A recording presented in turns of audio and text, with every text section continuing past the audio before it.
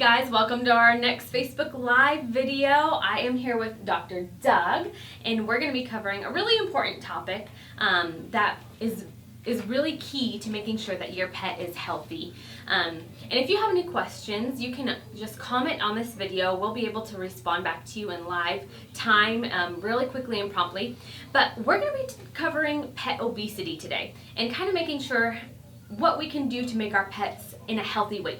So Dr. Doug, can you talk to us a little bit about pet obesity and the risks associated with that? Yeah, absolutely. So definitely, a significant number of dogs and cats that we see that come in are overweight. So it is a big problem.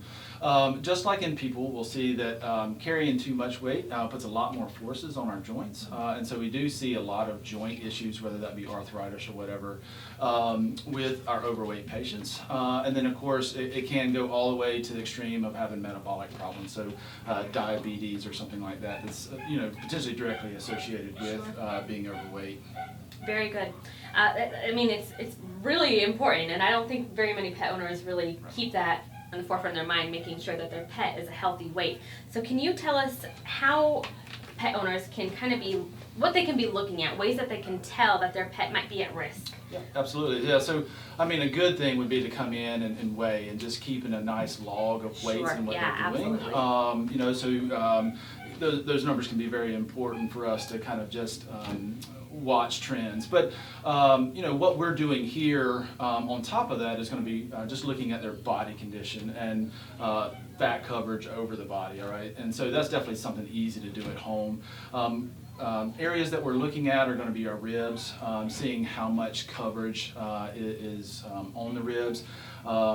My kind of rule of thumb is I like to be able to see the last rib to 2 ribs. Of course, hair coat can make that more difficult in some long-haired breeds.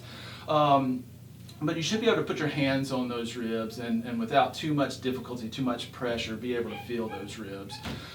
Same with hip bones and backbone. You should be able to kind of feel all that without really having to press. And so those are easy things that we can do at home to really monitor weight gain, weight loss, depending on where we are in that process. Very good. So say we have a pet owner who, especially now learning these things, they're saying, I think my pet might be overweight. Or, maybe they're thinking, my pet is not overweight, but I want to make sure that they stay in that healthy weight range. What are some prevention tools or prevention tips that they can take home? Yeah. So one thing that I think is probably the best is just being really deliberate about what we're feeding, measuring or weighing the food out, and understanding exactly what's going in. So just like in people, we think about kind of calories in, calories out.